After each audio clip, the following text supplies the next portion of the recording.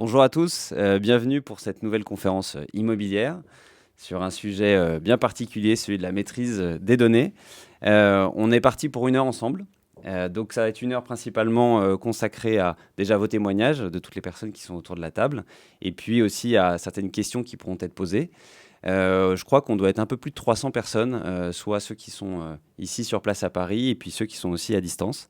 Donc c'est une chance de vous avoir aujourd'hui. Je voulais déjà peut-être commencer par vous présenter, toutes les personnes qui sont autour de la table. Moi, je ne vais pas me présenter très longtemps. Je m'appelle Thibaut Favre et je suis un des fondateurs de la société Inch. Donc, j'ai à ma droite Alexandra. Bonjour. Alexandra Cohen, donc, qui travaille dans le cabinet Bold. Cabinet Bold, c'est un cabinet qui sait faire plein de choses, à la fois forcément du droit. Ils ont aussi chez eux, je crois, des personnes qui sont capables de nous accompagner sur les aspects comptables, je crois aussi. Et puis, il y a même des développeurs, il y a une centaine de personnes dans ce cabinet. Ils ont quand même des particularités chez Bold, c'est qu'ils font de l'accompagnement illimité, avec du forfait limité. Et ça, il faut savoir le faire, c'est vraiment pas facile. Donc, bravo à eux.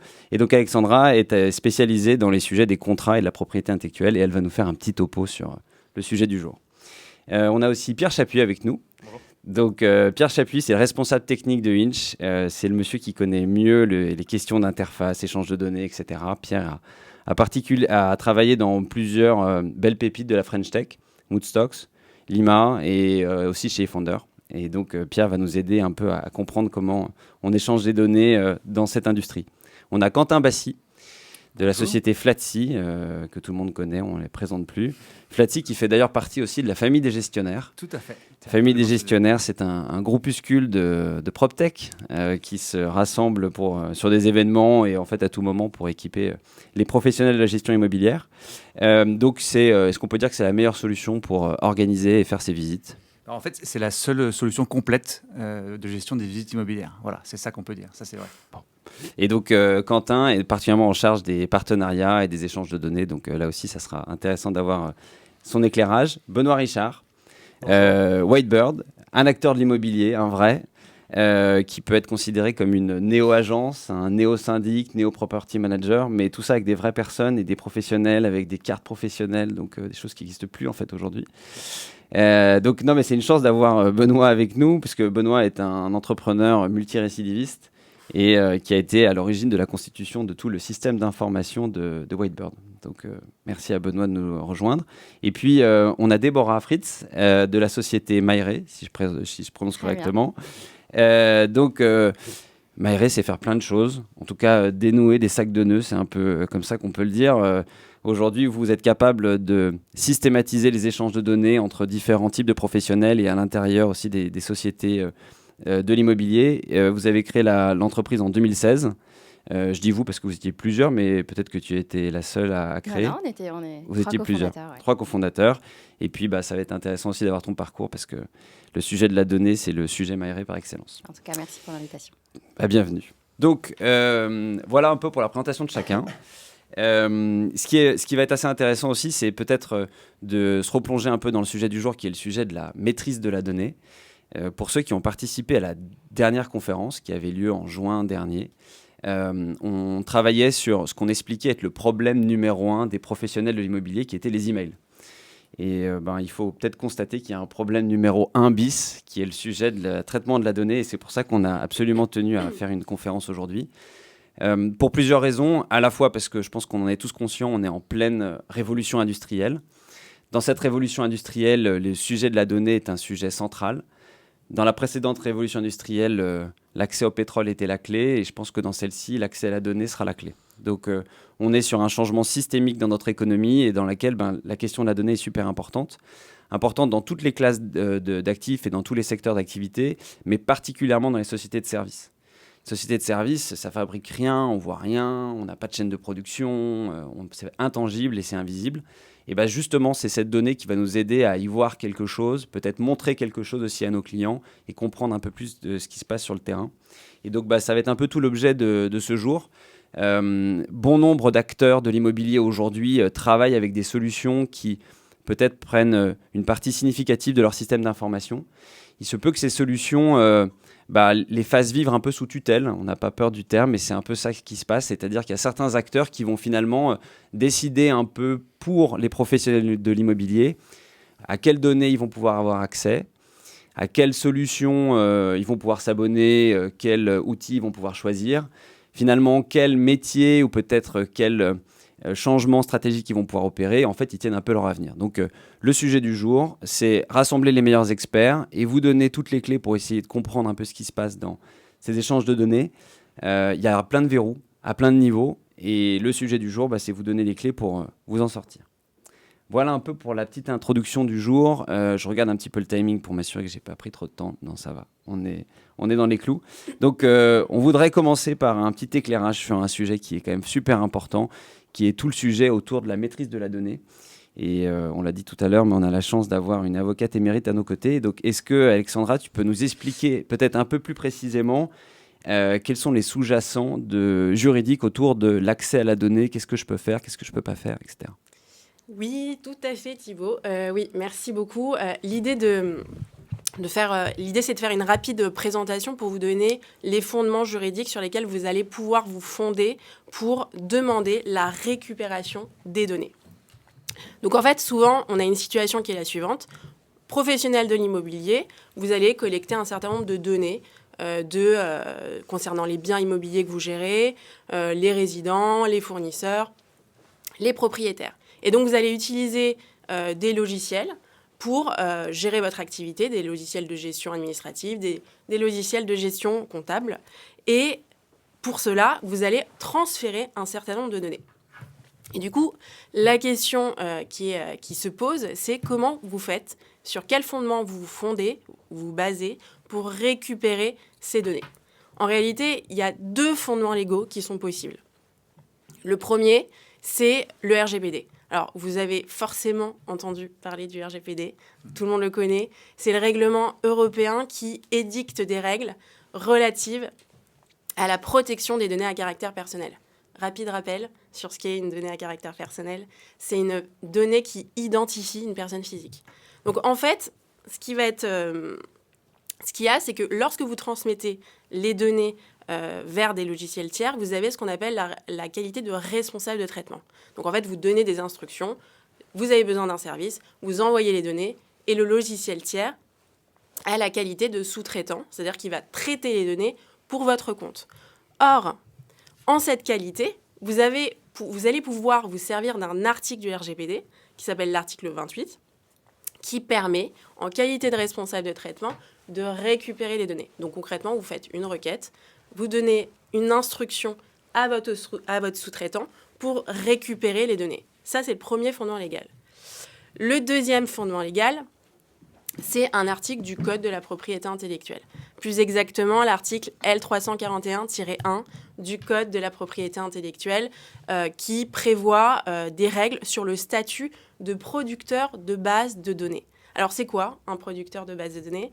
C'est quelqu'un, un professionnel, qui va collecter des données, donc qui va les rechercher concrètement, et qui va générer un certain nombre d'investissements financiers sur le plan humain pour constituer une base, pour la mettre à jour.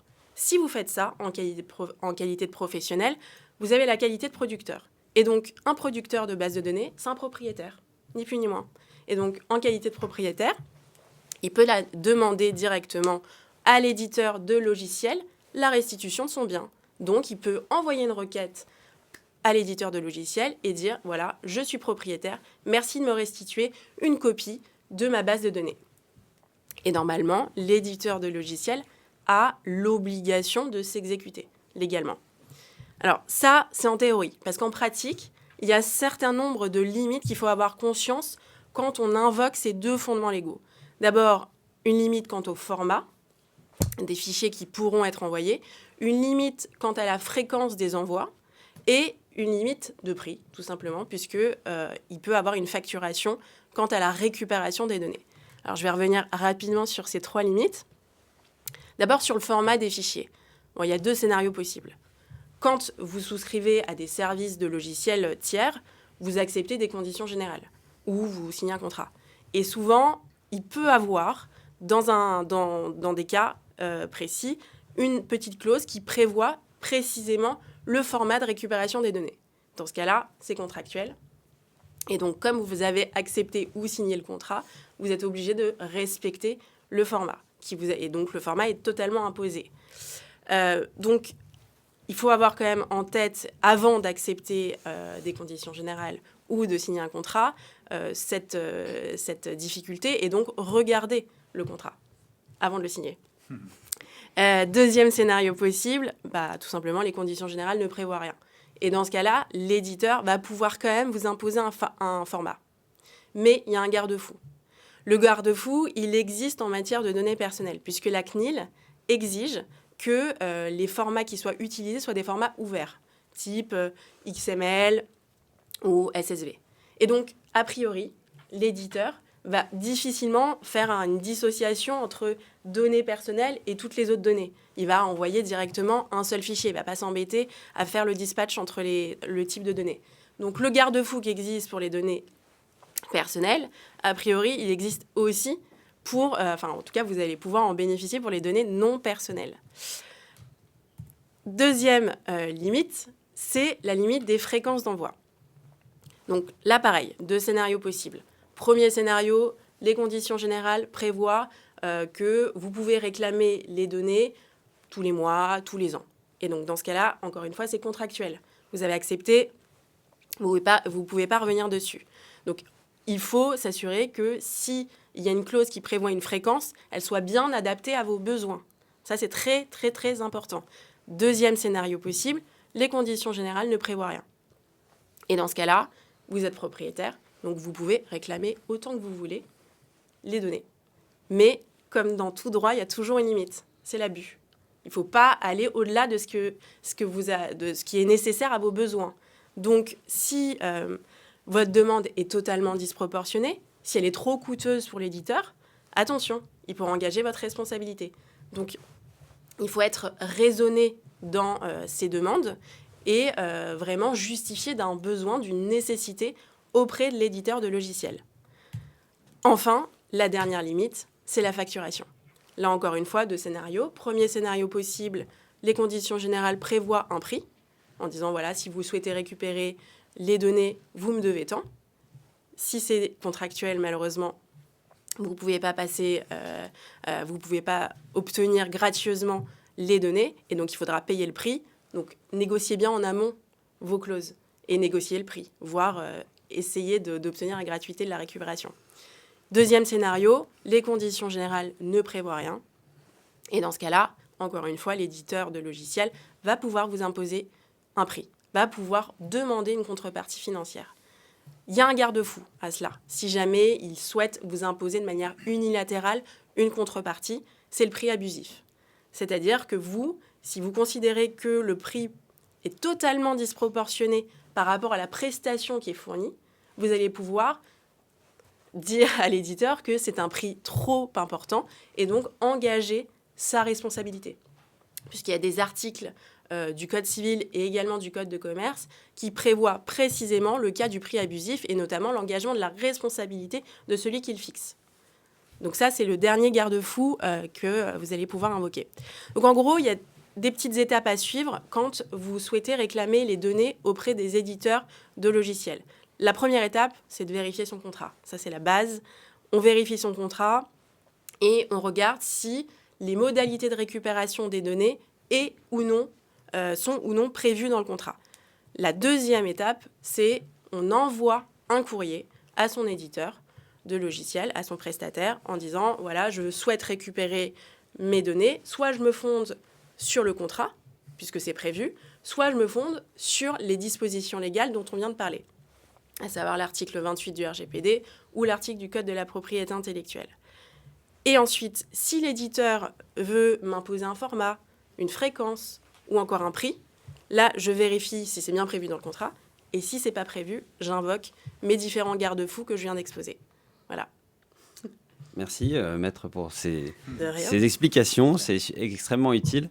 Et puis, on ne le redira jamais assez, mais là, on a détaillé un peu le fond, mais toujours sur la forme. Hein, si jamais on doit réaliser des demandes, il faut toujours bien les documenter, les faire de la bonne manière, par écrit, étape par étape. On l'oublie trop souvent, et souvent, on a la possibilité d'avoir gain de cause, mais par vice de forme, c'est plus compliqué à obtenir. Ouais. Et non, ce qui est essentiel aussi, c'est de lire en amont les documents. avant de les préparer. Enfin, il y a ce qu'on prépare après, mais les documents, il faut les lire à chaque fois qu'on nous les impose. Super, merci pour cet éclairage. On va essayer de récupérer aussi un peu des précisions du côté de Pierre, parce qu'il y a une évolution maintenant, on le sait un peu de partout, du cloud, qui met une sorte d'enveloppe un peu particulière autour de la donnée. Elles sont dans le nuage. Alors comment on accède à ce nuage? Quelles sont les bonnes pratiques? Tout ça.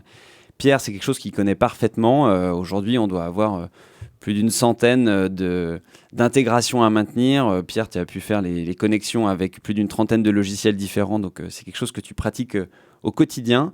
Et donc, je voulais peut-être te poser une première question. C'est déjà, est-ce que tu peux nous décrire un peu les différents types de récupération de données, pourquoi et comment on récupère de la donnée, et puis surtout, les choses à faire qui sont importantes pour que ça se passe bien, et à l'inverse, les pièges dans lesquels on peut parfois tomber quand il s'agit d'aller récupérer de la donnée. Oui, alors en fait, la problématique de récupération de données, il faut se poser la question de l'objectif, et donc ça change la manière de récupérer la donnée. En gros, on peut distinguer 3 types de récupération de données, où à chaque fois ça varie en fonction du volume et de la fréquence. Le premier, c'est je veux une fois toutes mes données. Donc ça, c'est ce qu'on appelle un one-shot. Ça va servir si on veut faire une analyse ponctuelle des données. Ça va souvent servir pour de la réversibilité, c'est-à-dire en gros, vous voulez changer d'éditeur.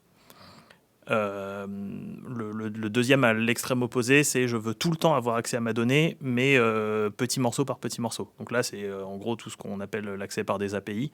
Et ça va servir à faire certains types d'intégration. Et par exemple, si vous voulez construire une application par-dessus la base de données qui est chez votre éditeur, donc par exemple une application mobile, vous avez besoin de ce type d'accès. Et il y a un troisième type d'accès qui, en fait, est probablement le plus fréquent, qui est intermédiaire entre les deux, qui est j'ai besoin en continu d'avoir chez moi de tout ou partie de ma donnée pour faire des statistiques dessus ou pour faire d'autres types d'intégration, mais où j'ai besoin d'avoir les données chez moi ou chez un autre éditeur. Et ça, en général, ça peut des fois passer par des API, mais c'est souvent pas le cas parce que ces API n'existent pas chez l'éditeur ou parce que les volumes de données sont trop importants, et donc ça va passer par ce qu'on appelle des batchs, c'est-à-dire des traitements qui se font en général souvent une fois par jour. Et qui sont souvent ad hoc, c'est-à-dire qu'ils ne sont pas prévus, l'éditeur n'a pas encore le code pour faire ces différents exports de données. Ok. Et d'ailleurs, c'est le piège dans lequel on peut tomber, c'est que parfois on dit il y a ces API. D'ailleurs, est-ce qu'on peut peut-être traduire ce que ça veut dire API, parce qu'on n'évoque pas le terme. Mais... Oui, alors API, c'est un terme anglais, c'est Application Programming Interface, mais ça veut dire globalement, c'est un protocole d'accès à une application. Et donc, comme je disais, comme beaucoup dans l'immobilier en particulier, beaucoup de logiciels cloud sont pas ce qu'on appelle cloud native. C'est pas des logiciels qui ont été créés pour être dans le cloud. C'est des logiciels qui étaient des logiciels locaux que les éditeurs ont pris et ont mis sur leur serveur. Et en fait, ils n'ont pas fait les API. Donc, pour la plupart des éditeurs, les API n'existent pas, ou alors ont un périmètre très limité qui ne permet pas de faire ce que vous attendez. C'est l'énorme avantage de l'API, ça va être l'instantanéité et peut-être le côté un peu orthodoxe où on est sûr que ça fonctionne bien. L'inconvénient, c'est que c'est pas fait pour faire des gros échanges de données, alors que très souvent, on va avoir, ne serait-ce que pour ce qu'on appelle du pilotage, alors on peut dire BI aussi, Business Intelligence, on va vouloir récupérer une grande quantité de données qu'on va vouloir manipuler. Ça, c'est essentiel pour comprendre ce qui se passe sur le terrain et en tant que dirigeant, prendre les bonnes décisions. Et ça, c'est pas faisable avec des API, il faut pas se leurrer, il faut travailler avec des batchs structurés et ça suffit pour prendre des décisions. C'est pas faisable avec la plupart des API. Ouais. En tout cas, les API qui existent dans les logiciels immobiliers aujourd'hui ne sont pas faites pour faire ce type de récupération. Et on peut peut-être aussi se poser la question, parce que je pense qu'il n'y a pas qu'une seule réponse, en fonction peut-être de la taille de l'entreprise. Quand on est un cabinet indépendant de 5 personnes, quand on est une boîte de 40 personnes, quand on est une boîte de 200 personnes, c'est question de manière de récupérer la donnée et c'est pas forcément les mêmes. Non, il y a peut-être des choses ou des bonnes pratiques à mettre en place pour s'en sortir. Oui, ça c'est un vrai sujet en fonction des types de récupération. On va dire que les one-shots, ça, au niveau ressources, ça demande des ressources à un instant T, mais vous pouvez vous faire accompagner à cet instant T par des gens qui connaissent, etc. Mais tout ce qui est intégration avec une API et encore plus les batchs, en fait, c'est des choses qu'il faut maintenir. C'est-à-dire que vous le mettez en place, mais une fois que vous l'avez mis en place, déjà le mettre en place n'est pas évident et il faut parler un peu technique avec l'éditeur. Mais une fois que vous l'avez mis en place, ça a tendance à casser. Et une fois que ça casse, il faut comprendre pourquoi. Donc déjà, il faut voir que ça casse. Donc ça veut dire qu'il faut avoir ce qu'on appelle du monitoring. Et une fois que ça casse, il faut savoir le réparer, savoir d'où vient le problème, etc. Et donc ça sous-entend que vous ayez en permanence des ressources techniques. Ce qui n'est pas le cas de beaucoup de petits acteurs de l'immobilier. Alors évidemment, l'idéal, c'est d'avoir des gens qui parlent technique en interne, disponibles 24/24, ou un bon prestataire capable de faire ça, disponible 24/24. Mais sans avoir ça, c'est difficile de faire ce genre de récupération. Ouais, donc finalement, sans faire de traduction ou de préjugés particuliers, quand on est tout petit, on n'a pas beaucoup de choix, mais à la rigueur, comme on est sur le terrain toute la journée, on s'en sort, et puis les niveaux d'échange de données sont quand même moins importants. Quand on est moyen, c'est là où le problème se pose, parce que justement, on a moins de moyens, on n'est pas structuré. Je pense que c'est un point sur lequel on aura l'occasion de revenir, mais ça, c'est vraiment un défi, et c'est là où finalement le risque est le plus fort, parce que forcément, les gros, ils ont la possibilité de se structurer et d'avoir des ressources en interne. Oui, les gros ont d'autres sujets qui sont souvent des aspects sécurité, des aspects où tout est plus lent parce que leurs équipes chez eux vont poser des problèmes et pas accepter certaines solutions qui avantageraient les éditeurs. Mais en tout cas, ils ont les ressources pour mettre quelque chose en place. Et ils ont aussi les moyens de faire pression sur l'éditeur pour que l'éditeur fasse ce qu'ils veulent. Ce qui n'est pas forcément le cas d'un moyen où l'éditeur va pas forcément aller autant dans son sens. Tu parlais de sécurité, on peut peut-être en dire deux mots, parce que c'est malheureusement le parent pauvre, ça pose des gros problèmes. Effectivement, déjà, quand on arrive à récupérer les données, c'est bien, et quand on arrive à les récupérer de manière sécurisée, c'est mieux. En particulier, quand vous faites des one-shots, c'est-à-dire vous récupérez toute votre base, c'est toute votre base de données clients. Donc si quelqu'un d'autre que vous accède à cette base, vous avez un gros problème. Or, les éditeurs, vous êtes souvent dans une situation un peu conflictuelle avec eux, ils ont tendance à pas trop s'en préoccuper, et ils peuvent faire un peu n'importe quoi, c'est-à-dire transmettre des données en clair, donc non chiffrées, sur des accès, en envoyant par exemple le lien pour télécharger les données sans mot de passe ou avec le mot de passe dans le même mail. Et donc c'est quand même des gros problèmes de sécurité. Donc quand vous faites ça, il faut bien en avance cadrer avec l'éditeur la manière dont les données vont être transférées. Comme je disais, idéalement, il faut quand même quelqu'un qui connaisse un peu la technique, qui s'occupe de ça, mais un grand principe, c'est qu'il ne faut jamais qu'à partir d'un mail, vous ayez l'accès aux données. C'est-à-dire que si, par exemple, vous envoyez dans un mail un lien qui permet d'accéder aux données, il faut que ce lien soit protégé par un mot de passe, et que ce mot de passe soit transféré par un autre moyen que le mail, par exemple par SMS. Ce qui fait que si quelqu'un tombe sur vos mails, récupère vos mails, il ne pourra pas accéder à toute votre base client, y compris dans le futur. Et aussi, il faut veiller à ce que justement les données qui sont derrière ce lien soient effacées une fois que vous les avez récupérées. Et dans l'ensemble, est-ce que c'est un conseil qu'on peut peut-être donner d'être accompagné ? C'est vrai que je pense qu'il y a beaucoup de personnes qui nous écoutent aujourd'hui qui t'écoutent aussi et ont peut-être envie de faire, mais après, quand on n'a pas les ressources, ça coûte très cher de recruter, et puis il y a une pénurie colossale de développeurs, donc ils ont envie d'aller sur des projets parfois, et c'est compliqué de les attirer dans son entreprise, donc il faut trouver des solutions pour être accompagné, et ça semble être en tout cas quelque chose auquel il faut veiller. Non, c'est sûr, il faut, comme je disais, donc déjà, ne serait-ce que pour mettre en place ces solutions, il faut soit avoir des gens en interne, soit avoir quelqu'un qui vous accompagne. Sur les aspects récupération, moi je le fais pas mal dans le cadre de Inch, où en fait nos clients ont besoin de récupérer leurs données pour les transmettre à Inch, et quand ils n'en ont pas les moyens, j'essaie de les aider, soit de leur donner des conseils sur la manière de faire, soit de leur conseiller des prestataires. Des fois, c'est assez rare. D'ailleurs, ça, on peut faire une petite annonce là-dessus, mais si vous avez des questions dans ceux qui nous écoutent aujourd'hui ou des demandes particulières, ça sera facile pour nous de peut-être vous router vers les bons interlocuteurs. On a tout un tas de partenaires avec lesquels on travaille, dont on sait qu'ils sont de qualité et de confiance. Donc voilà, n'hésitez pas, soit dans la conversation, soit par email, dans les emails que vous avez reçus, à nous poser ces questions. On sera super content de partager ces connaissances. Merci Pierre pour le petit éclairage et les quelques clés que tu nous as données pour ouvrir ces verrous. On voudrait peut-être plutôt passer sur la partie un peu plus témoignage terrain, et donc là je me tourne plutôt du côté de Quentin, donc chez Flatsy. Donc vous, chez Flatsy, vous avez aussi cette nécessité de récupérer de la donnée, puisqu'il faut bien de la donnée pour pouvoir aller faire cette visite, organiser cette visite, ce qui est votre métier. Donc là, un peu, quelle est la dynamique en ce moment ? Comment ça se passe? Est-ce que c'est problématique? Est-ce que ça va mieux? Où est-ce qu'on en est?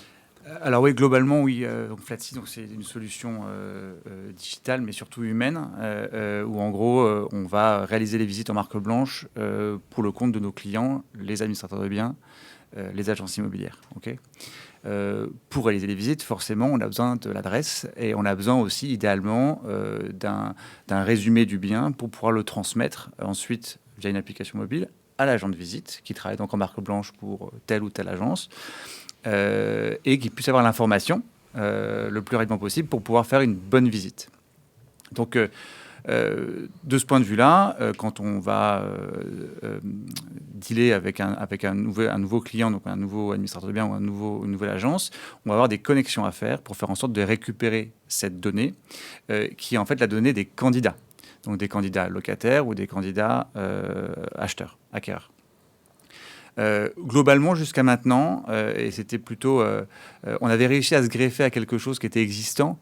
Vous connaissez peut-être les portails immobiliers type Se Loger, Le Bon Coin, etc. Ils sont là depuis un bon bout de temps. Ils centralisent l'immense majorité des candidats.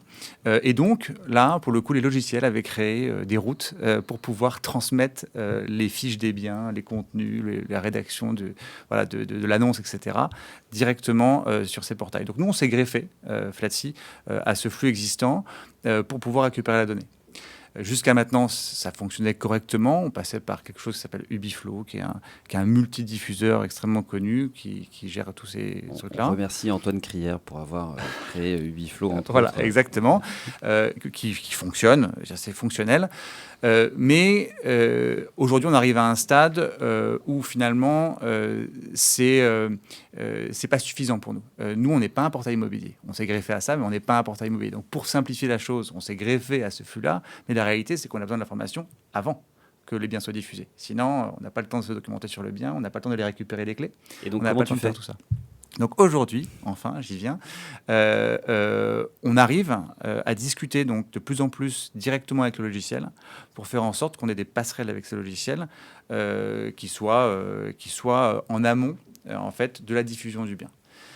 Et donc pour ça, en fait, de plus en plus de logiciels sont désormais ouverts grâce à nos clients qui poussent pour ça, pour pouvoir transmettre ces informations en amont via ce dont tu parlais juste avant, donc soit des API pour ceux qui en ont, et ça a un immense intérêt pour nous parce que c'est instantané. Donc en fait, la personne clique sur son bouton dans son logiciel immobilier et poum, ça part chez Flatsi. Ça veut dire qu'on a le bien, qu'on peut aller chercher les clés, ça y est, c'est parti. Et l'autre façon de faire, nous, ce serait par en effet via des batchs, et donc via un serveur FTP, qui est un serveur tierce sur lequel on dépose des données. Et en fait, chaque jour, nous, Flatsi, on va interroger ce serveur, qui est le serveur qui est un serveur dédié à telle ou telle agence, pour remettre les données directement dans notre système et avoir les infos pour pouvoir réaliser notre travail. Donc, pour faire les sous-titres, quand on dit batch, donc c'est en gros un fichier de données, on peut dire ça. Un serveur, bon, c'est un disque qui peut être dans le nuage. Ouais. Et FTP, c'est juste un type de serveur qui est sécurisé. Voilà, exactement. J'espère qu'il y a un S d'un côté ou de l'autre. Alors oui, voilà, tout à fait. Il faut toujours un petit S pour dire sécure. Donc on le rajoute, nous, à la main. Ok, c'est important. Donc, non, mais dans ces échanges de données, tu disais qu'effectivement, c'était aussi à l'initiative de tes clients. Changement de prise de conscience Ouais, alors c'est intéressant ça. C'est que on arrive avec des solutions, nous, qui sont évidemment des solutions de délégation de visite qui sont très très très nouvelles. c'est pas, les gens sont habitués à déléguer les états des lieux, mais déléguer les visites pour un agent immobilier, voilà, c'est très nouveau. On va pas se mentir. Ça marche malgré tout très très très bien parce qu'il y a un réel intérêt. Et au-delà de ça, on a un vrai outil digital qui est la prise de rendez-vous en ligne. Et ça parle absolument à tout le monde. Je dirais, en plus, on a eu le Covid qui est passé par là. Les gens sont mis à prendre rendez-vous pour leur vaccin via le service qu'on connaît tous dans on peut le citer, Doctolib, on peut le citer. Et nous, on fait ça pour l'immobilier. Et donc, concrètement, on a de plus en plus de grands réseaux, de grosses agences, etc., qui ont dit, évidemment qu'il faut le faire. Donc, nous, on prêchait ça depuis longtemps, mais ça y est, maintenant, les gens se sont rendus compte de ça. Et donc, tout le monde s'y met. Et donc, tout le monde le demande à son logiciel. Son logiciel ne sait pas le faire. Nous, on est experts sur cette partie de prise de rendez-vous en ligne. Et donc, ils se tournent vers nous aujourd'hui pour dire, OK, on est prêt à vous ouvrir des routes pour simplifier cette partie-là. Et donc, globalement, en sortir grandi aussi. Voilà. Merci pour ces éclairages. Je pense que ça va être intéressant aussi de peut-être donner la parole à Benoît qui, côté professionnel, peut nous expliquer un peu comment ça fonctionne parce que on peut le dire, je pense Whitebird est une société émancipée qui prend ses décisions librement, qui a accès à sa donnée, mais bon, tout ça s'est pas fait tout seul. Ça s'est peut-être fait aussi par ton parcours, Benoît. Si tu peux nous expliquer un peu comment toi, tu es arrivé sur ces sujets et comment tu as voulu les adresser parce que toi, tu as tout créé finalement il y a maintenant 2-3 ans. Pour Whitebird, ouais. Oui. Depuis maintenant 1 an et demi, ouais. 1 an et demi, pardon. Mais globalement, en fait, moi, je suis associé avec une personne qui vient du milieu de l'immobilier. Moi, effectivement, tu fais bien de le dire, l'immobilier, il y a 1 an et demi, j'y connaissais pas grand-chose, à part on va dire, il y a une idée et une stratégie qu'on avait en commun avec Delphine, qui est mon associée, qui, elle, vient du milieu de l'immobilier. Et l'idée, en fait, était de se dire que c'est un marché sur lequel il y a une énorme évolution en cours. La digitalisation est une énorme opportunité pour le secteur, notamment en termes d'automatisation de process. Qu'aujourd'hui, il y avait plein d'outils sur le marché pour répondre à cette question. Typiquement Flatsy, typiquement Inch. Voilà, il y a des vrais outils ultra performants, typiquement MyRay sur la partie BI. Donc voilà, l'idée était pour nous de se dire, en fait, cette évolution, on veut la prendre, on veut se positionner, nous, comme un opérateur de nouvelle génération. Et en étant un opérateur de nouvelle génération, on voulait vraiment se positionner comme un agrégateur de différentes technologies. Et donc, pour ça, il fallait avoir capacité à nous maîtriser la donnée et maîtriser les échanges entre les différents outils qu'on voulait mettre en place.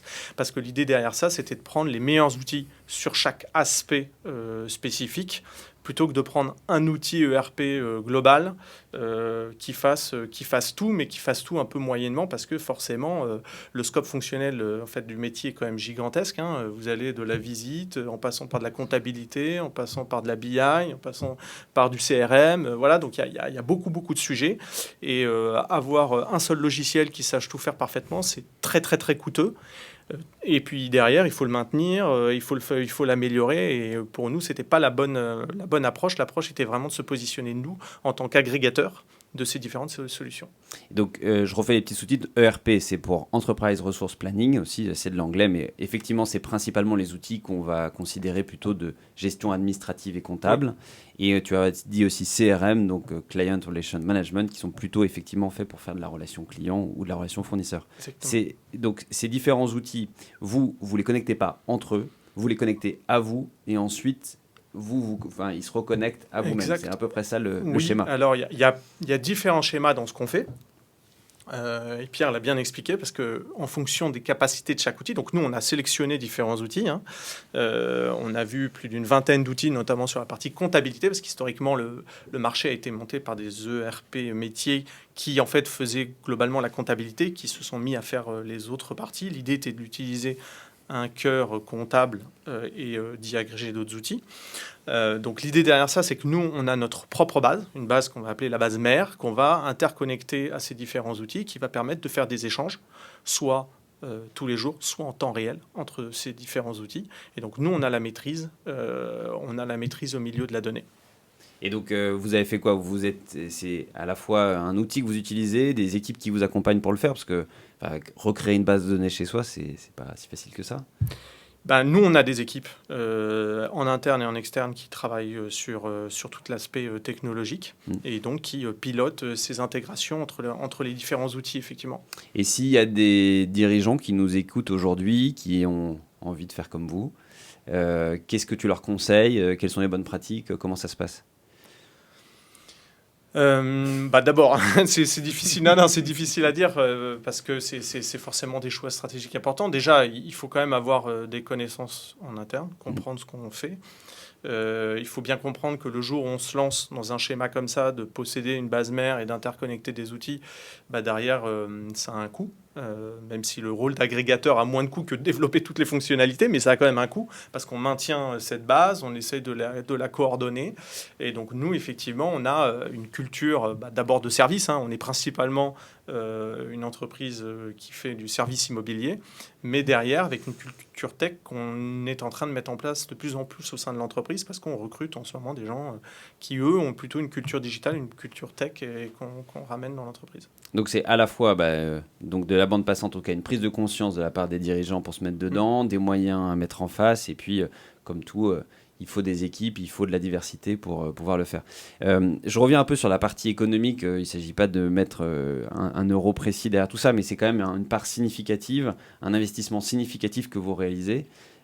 Tu confirmes ? Oui, tout à fait. C'est un investissement important. Et nous, on est vraiment dans une logique, on est un peu persuadé que le secteur va vraiment se digitaliser, va nécessiter de l'automatisation. Mais pour faire ça, il faut avoir une taille critique. Et donc nous, on investit dans la technologie avec la logique de devenir un acteur qui aura une taille critique importante et qui permet justement d'assumer ses coûts techno. Si on reprend ce qu'on disait un peu tout à l'heure sur la révolution industrielle et tout ce qui est en train de se passer finalement dans nos économies, c'est peut-être une décision qui est plutôt éclairée ou importante.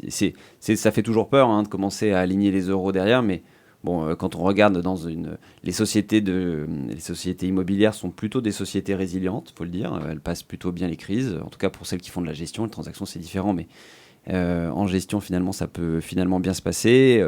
Les marges sont... OK, en tout cas, il y a des équipes et des entreprises qui se développent bien, donc il ne faut pas avoir peur d'investir, de mettre les moyens en face. De toute façon, il n'y a pas de secret. Enfin, c'est un petit message à faire passer. Merci Benoît pour ces précisions. Je t'en prie. Je me tourne donc vers Déborah. Maïré, je pense que tu le diras même mieux que moi. Est-ce que tu peux peut-être réexpliquer ce que fait Maïré ? Oui. Donc Maïré, c'est pour My Real Estate, donc c'est vraiment mon immeuble. Moi, je viens de ce monde, justement, qui était vos clients, puisque je viens du fonds immobilier, donc de société d'asset management, et le constat est assez clair, c'est un marché qui est extrêmement intermédiaire. Donc, ça veut dire qu'il y a un bout de data un peu partout. Voilà, il y a un bout de data un peu partout. Et le rôle du gestionnaire d'actifs, qu'il soit property ou qu'il soit asset et même fund, c'est créer de la valeur de l'actif pour, en permanence, avoir des meilleurs résultats. Et donc, pour créer cette valeur, j'ai besoin de prendre des décisions éclairées. Pour prendre des décisions éclairées, j'ai besoin que cette donnée m'arrive. Or, ces sociétés d'asset management ou de fund ou de gestionnaires ont du mal, à un moment donné, à récupérer toute cette donnée qui appartient un peu au broker, qui appartient un peu au notaire, mais à l'architecte, à l'avocat, etc. Donc, l'idée de Maïré, ça a été de centraliser toute cette donnée d'un point de vue juridique et d'un point de vue financier pour permettre de prendre les bonnes décisions et idéalement en temps réel. Donc, on reviendra sur ces sujets d'API. Mais ce temps réel n'est pas tout à fait exact puisqu'on n'arrive pas à obtenir ces API aujourd'hui. Donc, nous, on a un outil qui est assez global sur la gestion financière et la partie juridique. Et on peut se connecter, soit faire la gestion directement à partir de Maïré, soit se connecter à tout un tas d'outils du marché pour récupérer cette donnée. Parce que donc on a le fund tout en haut, c'est celui qui possède. L'asset, c'est celui qui va gérer, prendre les grandes décisions. Et puis le PM qui va gérer à la fois la technique et puis s'assurer que les loyers soient payés. Ça doit vraiment être très schématique. Donc, en termes de périmètre de données, de fréquence, c'est quoi ? C'est du tous les jours à l'instant T ou c'est plutôt toutes les semaines ? C'est quoi à peu près ? C'est du tous les jours. C'est du tous les jours. Quand on arrive à faire de l'instantané, c'est de l'instantané, mais c'est du tous les jours. Qui est échangé.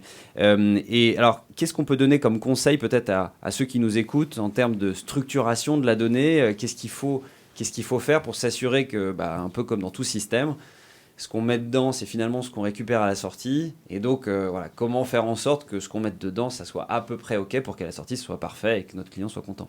C'est un peu reprendre aussi les termes de Whitebird qui est complètement dans cette tendance, puisque ce qu'on demandait historiquement aux gestionnaires, si on repart en bas, gestionnaires, assets et fund, c'était de faire de la quittance. Et c'était de faire en sorte que l'immeuble soit maintenu. Or, aujourd'hui, on ne demande pas de faire de la quittance et que l'immeuble soit maintenu. On demande d'exploiter de la data, de la golden data, qui va permettre de prendre des meilleures décisions derrière. Donc, l'idée, c'est de structurer sa donnée bien en amont et de faire travailler ses intervenants pour que cette donnée soit structurée et qu'on puisse l'exploiter derrière. C'est-à-dire qu'on peut se brancher à plein d'outils. L'interopérabilité, ça fonctionne bien aujourd'hui. Et la Proma, d'ailleurs, travaille dessus. Mais ça fonctionne bien. Mais seulement si elle n'est pas structurée en amont ou si elle n'existe pas, je ne peux pas l'exploiter. Et un exemple tout bête, si j'ai juste un loyer sur un actif, mais que je n'ai pas de lot et que je ne sais pas quel type de lot c'est, je ne peux rien en faire derrière. Et après, en termes de traitement, comment ça se passe concrètement ? C'est-à-dire que vous allez aider à récupérer de la donnée dans un dans un système d'information, vous allez la mouliner, la saucissonner, la nettoyer avant de la renvoyer dans un autre système. C'est un peu comme ça que Alors, marche tout est Maillard. fait dans notre système d'information. Pour le D'accord. coup, et effectivement, on va la récupérer, cette donnée, on va la vérifier. On a une stat qui est très mauvaise, qui est 30% des données récupérées ne sont pas bonnes. Donc, ça veut dire qu'on va retravailler parfois en amont avec le provider de data pour la structurer, cette donnée, et la cleaner en amont. Donc, on va la récupérer et on va la vérifier avec des workflows. On va remettre du process en place pour avoir du workflow de validation. Et derrière, une fois qu'elle est validée, elle peut être exploitée. Et ensuite, elle n'est plus modifiée, elle est contrôlée. D'accord.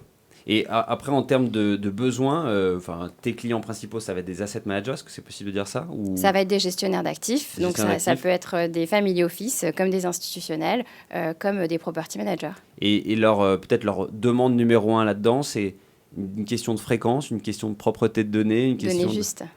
Pardon, de Des la donnée données juste. justes. Ouais, de la donnée juste. Parce Des données justes. qu'aujourd'hui, même en 2022, il faut quand même se rendre compte que dans cette industrie, malgré des actifs qui valent des millions d'euros, on n'est toujours pas en mesure de savoir exactement est-ce que le loyer a été payé, dans quel contexte, à quel moment réellement, est-ce qu'il y a de la vacance. Est-ce Ça, qu'il ça- est correctement indexé sur la période de Covid quel est mon taux d'occupation? Voilà, c'est tout, voilà. C'est exactement ça. Quelle est ma vacance? Quel est mon taux d'occupation? Où en sont mes impayés? Enfin, on a eu toutes ces questions-là qui ont boosté Maïri. Mais oui. Nous, on aime bien dire, on dit parfois chez Inch que les bugs ou les problématiques dans les logiciels sont solvables. Ce qui est parfois plus difficile à faire, c'est résoudre le problème qui se situe entre la chaise et le clavier. Et c'est pas un problème, c'est souvent une opportunité. Mais en tout cas, c'est vrai que c'est un sujet à maîtriser. Donc vous, comment vous faites un peu pour maîtriser, vous assurer que la personne qui saisisse ce qui doit être saisi dans des bonnes conditions, etc. Il y a beaucoup d'évangélisation, il y a beaucoup d'éducation et il y a des guides de bonnes pratiques. On essaie de standardiser les méthodos de saisie pour récupérer de la donnée correcte. Mais là où tu as raison, c'est qu'on est aussi sur un changement de professionnel, c'est-à-dire qu'on est sur un changement de métier. On demande beaucoup plus aujourd'hui à tous ceux qui ont cette data, on leur demande de la comprendre et de l'exploiter correctement. Donc, c'est aussi un changement de métier. Bon, super. Merci Déborah Merci à pour toi. ces explications. On a finalement terminé notre petit tour de table. Je vous remercie en tout cas pour y avoir participé. Peut-être pour donner quelques mots de synthèse par rapport à tout ce qu'on a vu. J'espère vous avez pu considérer l'importance de la maîtrise de cette donnée. J'espère que vous avez vu aussi comment accéder à cette donnée, à la fois sur les volets, que ce soit technique, juridique, et puis dans les différents exemples qu'on a pu vous partager. On le redit, si vous en avez l'envie, vous devez pouvoir y arriver. Ça demande de s'organiser. Pour s'organiser, en fait, c'est assez simple. Soit on se fait accompagner, donc vous avez des sociétés qui vont vous aider à pouvoir récupérer cette donnée, soit il faut embaucher. Il faut prendre des personnes qui vont, on l'a dit, à la fois vous aider sur le besoin court terme, mais peut-être à moyen, long terme aussi, infuser une culture tech dans les entreprises, c'est toujours une bonne chose. Et puis pour effectivement tous les syndicats de professionnels qui nous écoutent aujourd'hui, je pense que c'est aussi un super sujet à prendre pour eux. C'est une manière extraordinaire finalement on l'a dit tout à l'heure, défendre les entreprises et finalement défendre les professionnels qu'ils représentent. Donc les aider à maîtriser de manière optimale leurs données, c'est peut-être une des missions que pourraient rajouter ces syndicats à leur statut. On ne sait pas, on verra. En tout cas, non, mais c'était une super discussion aujourd'hui. Je pense qu'il y a eu pas mal d'éléments qui ont été partagés. Il y a, j'imagine, un paquet de questions aussi qui ont peut-être pu commencer à apparaître. Donc, n'hésitez pas, tous ceux qui sont soit sur site, soit à distance, à maintenant poser des questions. On est là pour y répondre. Et je pense qu'il y en a déjà peut-être quelques-unes qui nous sont parvenues. Je vais vous demander une petite seconde, juste le temps d'aller voir s'il y a des questions qui sont arrivées. Je vois que ça commence à taper. Donc, peut-être pour préciser, ceux qui veulent poser des questions, sur l'écran Zoom sur lequel vous êtes, vous avez en bas, je crois, 2 petites vignettes. Et ces 2 petites vignettes font un peu 2 bulles de conversation. Il suffit de cliquer dessus et de poser des questions par rapport à ça. Est-ce qu'il y a des choses d'ailleurs que vous vouliez rajouter dans ce qu'on a dit aujourd'hui, des précisions que vous vouliez apporter Je vais juste rebondir sur ce que tu disais juste avant. C'était que, en fait, est-ce que tu disais toi aussi, Thibaut, sur ce qui se passe entre le clavier et la chaise, au-delà de la personne qui saisit, il y a un aspect général qui est espèce de conduite du changement. Moi, ça fait 2 ans et demi que je suis chez Flatsy et j'ai l'impression d'être un évangélisateur, et de vouloir prêcher la bonne parole, plus d'être un commercial. D'ailleurs, maintenant, je suis partenariat, je suis plus du tout directeur commercial, parce que, en fait, faut que les gens arrivent à comprendre qu'ils ont un intérêt à s'intéresser à cette partie-là. Et que c'est cette partie-là qui les fera grandir et qui les fera progresser. Et donc voilà, je suis tout à fait d'accord avec ça. Peut-être que dans nos entreprises à nous, nos startups, il faudrait qu'on ait une petite équipe dédiée à la conduite du changement, donc théorie des organisations, enfin voilà, quelque chose comme ça, où on aille peut-être vendre quelque chose d'autre ou l'offrir, je ne sais pas, mais pour faire en sorte que les gens passent ce pas-là et aient moins peur de cette espèce de barrière du langage technologique, etc. Moi, je ne suis pas un tech, Benoît d'ailleurs non plus, je parle pour lui, hein, et quand on s'y intéresse, tout le monde peut comprendre. Et c'est bien que des gens du business viennent s'intéresser à la tech, parce que ça permet de faire le pont entre les deux. C'est sûr qu'on n'a pas fini de faire la pédagogie du sujet, c'est important. C'était en tout cas une première tentative aujourd'hui. On a une première question qui nous parvient, on y a un petit peu répondu tout à l'heure, donc la question était de savoir quel serait le recours pour une entreprise qui voudrait récupérer sa donnée auprès d'un logiciel. Alors c'est effectivement une bonne partie du propos d'Alexandra. Est-ce que tes slides, d'ailleurs, on pourra peut-être les partager? Oui, tout à fait, je pourrais te donner... oui, évidemment. Bien sûr. Non, oui, pour revenir rapidement sur la petite présentation, effectivement, vous avez un arsenal juridique qui vous permet de récupérer les données, donc soit en votre qualité de responsable de traitement, donc ça, c'est les aspects données personnelles, soit en votre qualité de producteur de base de données. Donc vous allez pouvoir réclamer cette base de données pour la récupérer, pour en faire ce que vous souhaitez derrière. Juste, je reviens rapidement sur ce que Pierre a dit par rapport à la sécurité des données. Il y a aussi un arsenal juridique qui vous est offert de mettre en place en fait un accord de sous-traitance avec l'éditeur de manière à fixer les mesures de sécurité pour récupérer les données. Donc ça, c'est quelque chose qui est possible aussi en amont. Il y a une autre question aussi qui nous est parvenue, qui est sur un sujet assez différent. On nous demande, lorsqu'on est une petite entreprise, alors en l'occurrence, ça c'est une start-up, c'est difficile de recruter des ressources compétentes en sécurité, petits projets, petites équipes. C'est pas le plus attrayant, donc quels sont les conseils pour pouvoir recruter? Alors, je pense qu'il faudrait refaire une conférence uniquement sur ce sujet-là, parce que sur le recrutement. C'est super difficile. Je ne sais pas si l'un d'entre vous peut-être veut répondre, j'aurais quelques éléments en complément, mais si... Moi j'ai un point de vue là-dessus, c'est qu'il ne faut pas le voir comme ça. Surtout quand vous êtes petit, c'est pas une bonne idée d'essayer de recruter des ressources en sécurité. Quand plus vous pouvez repousser ça, mieux c'est. Recruter des gens qui font de la tech et qui comprennent les aspects sécurité, et même surtout assurez-vous que tout le monde les comprend, c'est beaucoup plus important. En fait, les failles et surtout les fuites de données, elles vont en général pas venir de problèmes techniques, elles vont venir de manque de compréhension humaine de ce que c'est la sécurité. C'est-à-dire que en fait, si vous êtes une petite start-up, de toute façon, vous n'allez pas mettre les systèmes de contrôle qu'il y a dans les grands groupes où en gros vos utilisateurs pourront rien faire sur leur machine, etc. Donc en fait, le vrai problème que vous allez avoir, c'est un collaborateur qui fait une bêtise et qui envoie des données par mail non chiffrées à quelqu'un. Et en fait, l'important, c'est l'éducation de vos propres équipes. Et ça, vous avez des boîtes qui font de l'éducation à ça, à la sécurité de vos équipes, même des formations pour éviter le phishing. Si vous n'avez pas les gens en interne pour faire ce genre de formation, si vous avez quelqu'un qui connaît le sujet en interne, très bien, faites-le en interne. Et sinon, il y a des entreprises qui sont même spécialisées là-dedans, en fait, allez former vos équipes à ces sujets. Et après, tout le sujet du recrutement, il faudrait refaire une conférence dessus, parce que c'est un sujet passionnant. Tu voulais dire quelque chose en plus? Non, je suis tout à fait d'accord avec ce que vient de dire Pierre, parce que la réalité, c'est que quand on veut faire de la sécurité, c'est un sujet limité. C'est-à-dire qu'on peut toujours faire plus de sécurité, mais si on veut faire plus de sécurité, ça coûte souvent très cher. Et une petite entreprise ou même une start-up au départ, elle n'a pas les moyens. Et en revanche, il y a beaucoup de choses, il y a beaucoup de bonnes pratiques qui existent. Il faut vraiment se former et avoir une culture de la sécurité. Et rien que ça peut déjà faire beaucoup pour les entreprises. Surtout quand on lit un questionnaire qui est envoyé souvent par des départements sécurité informatique de grands groupes de banques, etc. Oui, j'ai le vécu. Donc, il y a un grand fichier Excel qui débarque avec une centaine de questions où il faut répondre très précisément à des questions qu'on ne comprend pas tout le temps. Mais au-delà de ça, voilà, quand on se creuse un peu les méninges, on s'aperçoit que ce n'est pas blanc ou noir. C'est-à-dire que les réponses, parfois, il faut se mouiller et il faut que les gens comprennent ce qu'ils répondent. Et je pense que, au moins la moitié des questions sont des questions qui sont en fait humaines. Typiquement, est-ce que vous faites attention à fermer votre ordinateur quand vous partez du travail?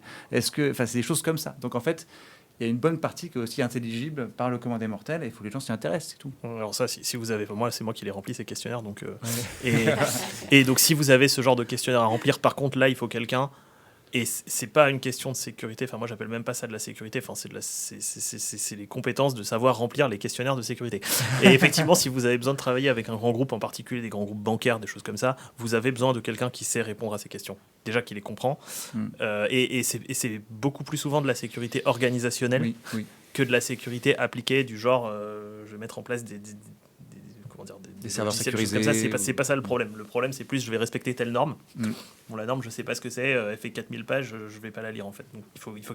Là, vous avez, enfin, soit vous avez quelqu'un en interne, soit vous faites accompagner, soit vous travaillez pas avec ces boîtes. Voilà. Effectivement, on a très vite nous spécialisé une personne à remplir ces questionnaires.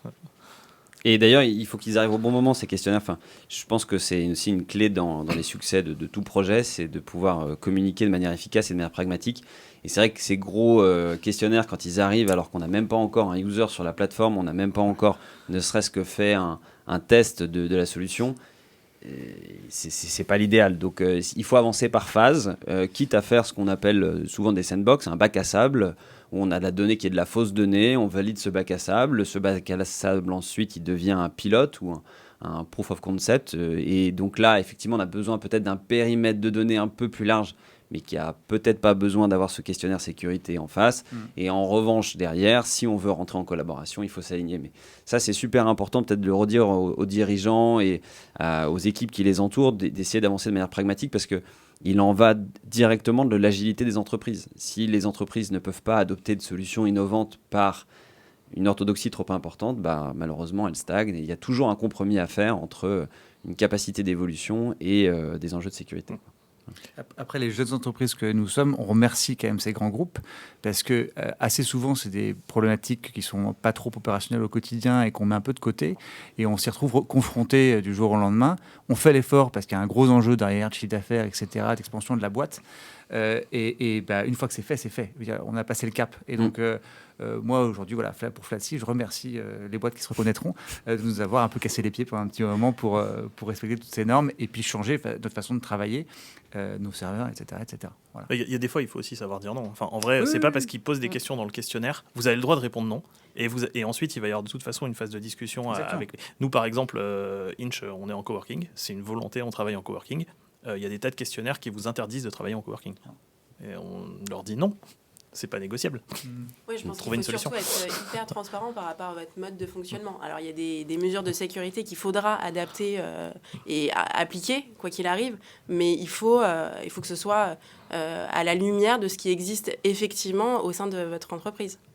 Mais il y a aussi un concept qui est en amont de l'écriture de la première ligne de code. Nous, ce qu'on a fait, c'est du security by design. Ouais. On savait qu'on allait attaquer un marché qui est assez opaque, qui est très proche de ses données et qui ne veut pas forcément les partager et qui a des gros sujets de sécurité. Donc, en amont, il faut penser le code avec du security by design. Mais d'ailleurs, c'est une obligation qui fait partie du RGPD. Donc, le privacy by design, ça fait partie de vos obligations légales.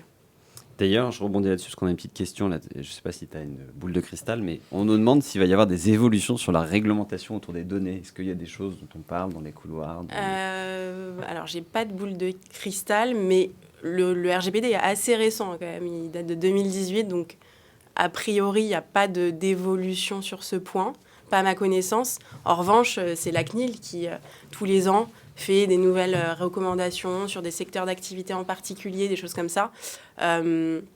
Donc c'est plus, il faut être vigilant en regardant un petit peu les communiqués de la CNIL pour savoir si elle n'a pas des nouvelles recommandations et si elle ne vise pas un secteur d'activité en particulier pour ses prochains contrôles. C'est vrai, parce que ça, il y a eu des corrections assez significatives dans le marché. Je sais que l'industrie immobilière a été... non pas visé, mais en tout cas a été sous les radars de la CNIL pendant un moment. Non, mais c'est vrai qu'il y a eu un certain nombre de décisions aussi de justice récemment. Enfin, Pierre, on en parlait sur... c'était chez... C'est pas un secteur en particulier, c'est qui vise particulièrement les gens qui utilisent les outils de Google actuellement. Et il y a eu 2 décisions, une sur l'hébergement des polices alors ça c'est du technique, mais par Google, les polices, c'est les polices d'écriture. Les polices d'écriture de vos sites, voilà. Et une qui est beaucoup plus significative, qui en gros interdit Google Analytics en France. Si vous regardez les dernières décisions de la CNIL, que vous utilisez Google Analytics, il y a de fortes chances que vous ayez besoin de changer.